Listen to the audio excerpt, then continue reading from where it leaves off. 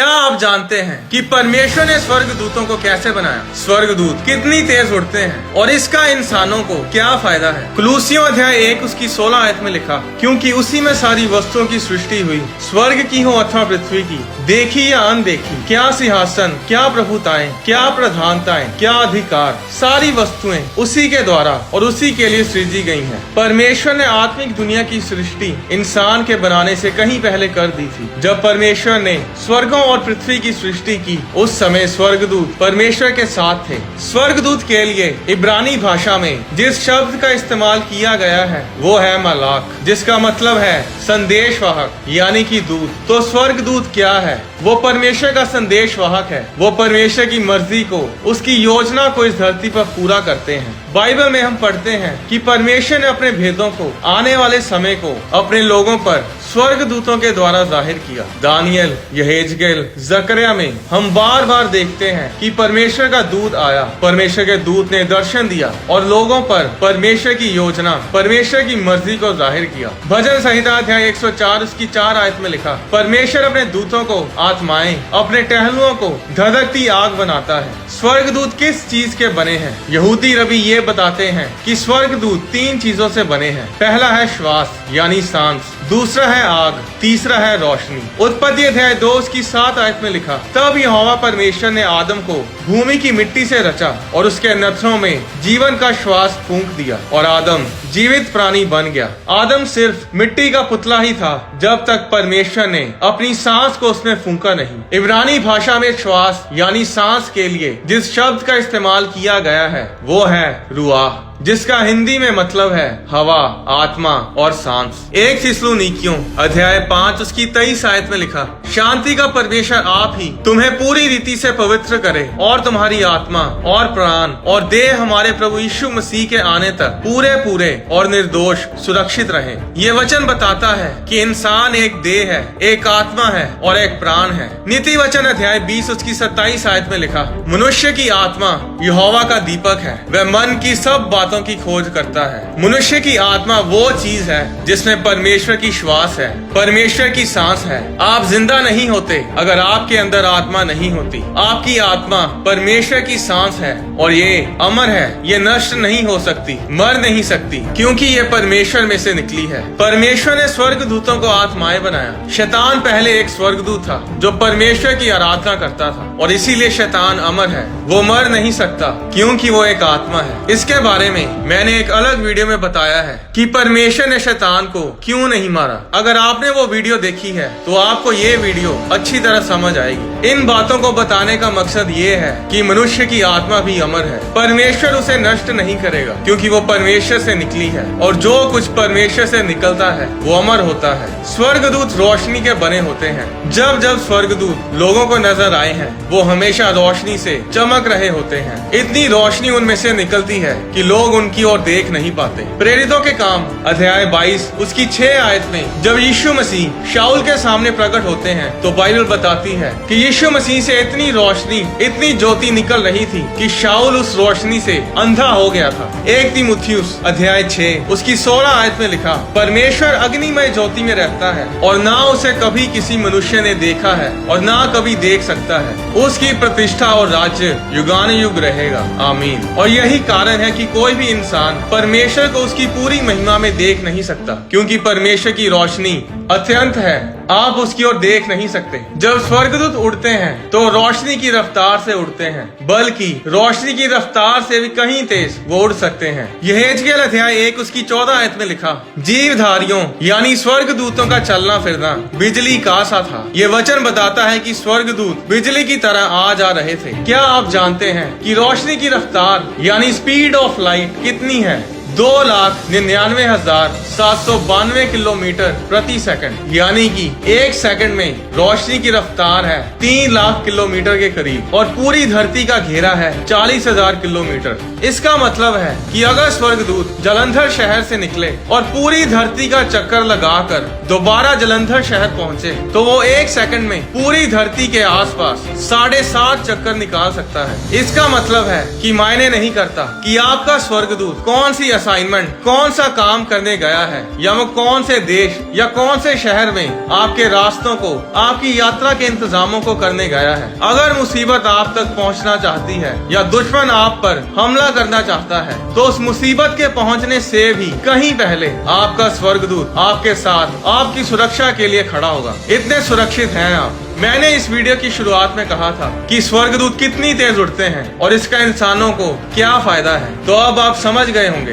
भजन संहिता अध्याय 91 उसकी 11 आयत में लिखा, परमेश्वर अपने दूतों को तेरे निमित्त आज्ञा देगा कि जहाँ कहीं तू जाए वे तेरी रक्षा करें। वे तुझको हाथों हाथ उठा लेंगे, ऐसा ना हो कि तेरे पाँव में पत्थर से ठेस लगे। इब्रानियों अध्याय 1 उसकी 14 आयत में लिखा, क्या सब स्वर्गदूत सेवा टहल करने वाली आत्माएं नहीं, जो उद्धार पाने वालों के लिए सेवा टहल करने को भेजी जाती हैं। परमेश्वर जो भी करता है वो अपने स्वर्गदूतों के द्वारा करता है। आपकी प्रार्थनाओं का उत्तर स्वर्गदूत लेकर आते हैं। अगर आपने कभी स्वर्गदूतों को उड़ते देखा हो तो वो बिजली की तरह नजर आते हैं। एक बार पंजाब में एक चर्च के खिलाफ कुछ विरोधी लोगों ने षड्यंत्र रचा और उन्होंने कुछ पॉलिटिकल लोगों की मदद से एक झूठे केस में उन्होंने चर्च के सेवादारों को फंसाना चाहा। पुलिस चर्च के सेवादारों को पकड़ने के लिए चर्च के बाहर ही रहती थी कि कब किसी न किसी को पकड़े। हर कोई चर्च के खिलाफ था, पर सेवादार और कलीसिया प्रार्थना में थी। माहौल बहुत ही खराब हो चुका था और कुछ विश्वासी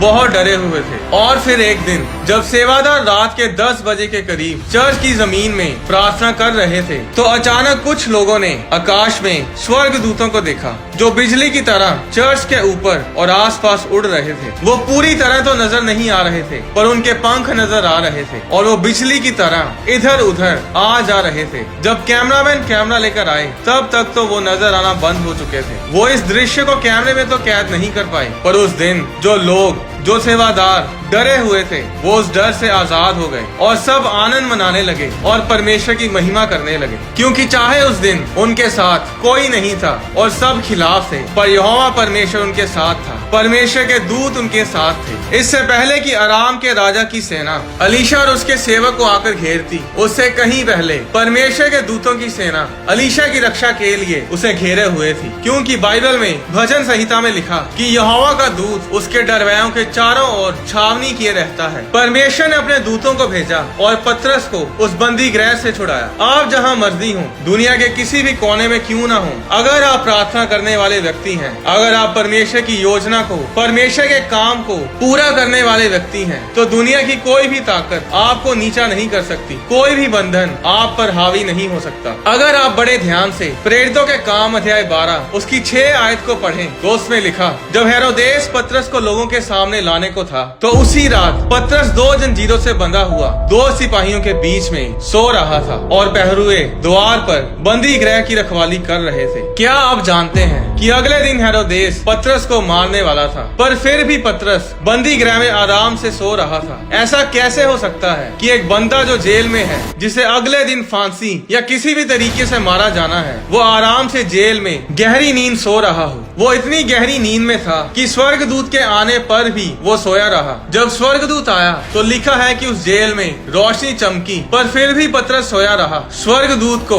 उसकी पसली पर मारकर उसे जगाना पड़ा। वो स्वर्गदूत चोरी चोरी धीरे धीरे कोई स्कीम लगाकर नहीं आया था कि चुपके से पतरस को मैं बाहर ले जाऊंगा। वो सबके सामने, पूरी जेल में सिपाहियों के सामने आ खड़ा हुआ, और तो और वो पतरस को उठाकर कहता है कि तैयार हो जा, हमें अभी निकलना है। वो स्वर्गदूत इंतजार करता है कि पतरस तैयार हो जाए। पतरस के हाथों से इतनी भारी और बड़ी जंजीरें खुलकर नीचे गिरती हैं, जिसकी आवाज तो आती है, पर सिपाही उसे सुन नहीं पाते, ना ही वो पतरस और स्वर्गदूत को देख पाते हैं। वो बड़े आराम से कितने ही दरवाजों और सिपाहियों के सामने से उस जेल से बाहर निकल आते हैं। आज भी बड़े फन्ने खा खड़े होते हैं, चर्च के खिलाफ षड्यंत्र रचते हैं, परमेश्वर के दासों के खिलाफ, मसीही लोगों के खिलाफ खड़े हो जाते हैं, उन्हें सताते हैं, उन्हें जेलों में डलवाने के लिए षड्यंत्र रचते हैं। पर वो ये नहीं जानते कि हमारा परमेश्वर शांति का राजकुमार है। हम पतरस की तरह मुसीबतों और परीक्षाओं में परमेश्वर पर भरोसा रखते हुए आराम करते हैं। आज तक बहुत लोगों ने अभिषिक्त परमेश्वर के दासों के खिलाफ बहुत षड्यंत्र रचे, पर कोई भी उनका एक भी बाल बांका नहीं कर पाया। क्योंकि परमेश्वर उनके साथ रहता है। परमेश्वर के दूत उनकी सुरक्षा के लिए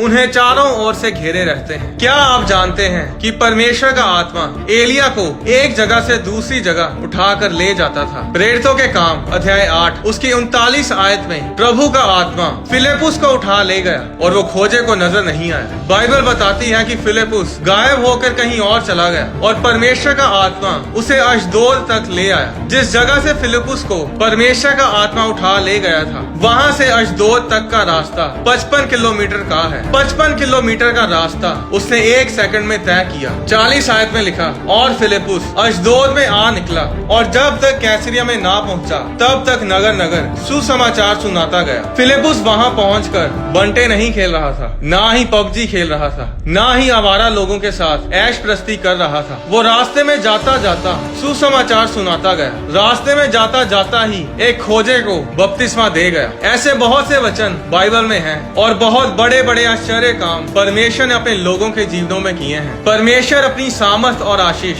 आपके काम के हिसाब से देता है जो आप परमेश्वर के लिए करते हैं। परमेश्वर अपने दासों को गायब करके एक जगह से दूसरी जगह उन्हें मशहूर करने के लिए नहीं ले गया, ना ही किसी को इम्प्रेस करने के लिए ले गया था। ऐसा इसीलिए हुआ क्योंकि उस समय सुसमाचार प्रचार करने के लिए कोई साधन नहीं था, कोई टीवी नहीं था, कोई रेडियो नहीं था, कोई इंटरनेट नहीं था, आने जाने के लिए तेज गाड़ियां नहीं थी, हवाई जहाज नहीं थे। और परमेश्वर ने उन लोगों की जरूरत के हिसाब से उन्हें आशीषित किया, उन्हें ऊंचा किया, उन्हें सामर्थ्य से भरा और बड़े बड़े काम परमेश्वर ने उनके जीवनों में और उनके द्वारा किए। अगर परमेश्वर का काम करने के लिए आपको हवाई जहाज की जरूरत है तो परमेश्वर आपको देगा। अगर परमेश्वर के काम को सपोर्ट करने के लिए आपको बिजनेस चाहिए तो परमेश्वर आपको देगा। आपकी ऐश प्रस्ती के लिए, वचन तोड़ने के लिए, लड़कियों के साथ घूमने के लिए परमेश्वर आपको बिजनेस नहीं देगा। अगर परमेश्वर के काम को करने के लिए, उसकी महिमा के लिए आप उससे मांगोगे तो परमेश्वर सब कुछ मुहैया करेगा। परमेश्वर आपकी असाइनमेंट के हिसाब से आपको आशीषित करता है। अगर परमेश्वर के लिए आपकी असाइनमेंट बड़ी है तो आशीष भी बड़ी ही होगी। जब आप परमेश्वर के काम को करने के लिए कोई कदम उठाओगे,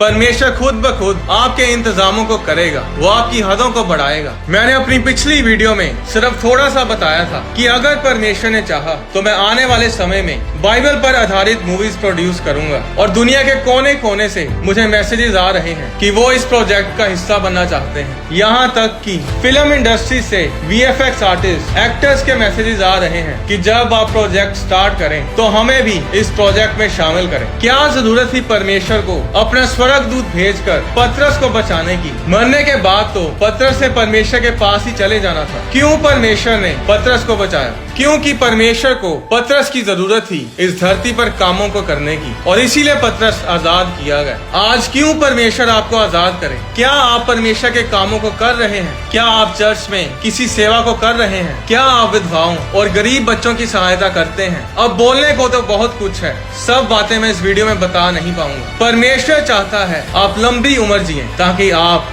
परमेश्वर के कामों को कर सके। स्वर्ग दूतों के बारे में इतनी वीडियोस को बनाने का मेरा मकसद ये है कि आपको पता चले कि आप अकेले नहीं हैं। परमेश्वर की सेना, परमेश्वर के स्वर्ग दूत आपके साथ हैं, आपकी सहायता के लिए, आपकी सुरक्षा के लिए। एक बार परमेश्वर के कामों के लिए कदम उठाकर तो देखो। क्या आप जानते हैं कि सबसे पहली चीज जो परमेश्वर ने बाइबल में कही वो है उजाला हो, लेट देयर बी लाइट। और आज लड़ाई भी रोशनी और अंधकार ही की है। अगर आप अपने परिवार में पहलोठे हैं, अगर आप अपने परिवार में सबसे बड़े हैं, तो याद रखें कि शैतान हमेशा आप पर हमला करने की कोशिश करेगा। इसलिए प्रार्थना में बढ़ें। इसके बारे में मैं एक अलग वीडियो में आपको बताऊंगा। जो लोग अपने परिवारों में बड़े होते हैं, जो पहलोठे बच्चे होते हैं, आप उन्हें हमेशा संघर्ष करते देखेंगे अगर वो प्रार्थना में नहीं है, क्योंकि शैतान पहलोठों पर अपनी आंख लगाकर रखता है। क्योंकि बाइबल बताती है कि पहला फल परमेश्वर का होता है। आपका पहला बच्चा पूरी तरह परमेश्वर को समर्पित होना चाहिए। चलो इसके बारे में मैं एक अलग वीडियो में आपको बताऊंगा। आने वाली वीडियोस में मैं आपको बताऊंगा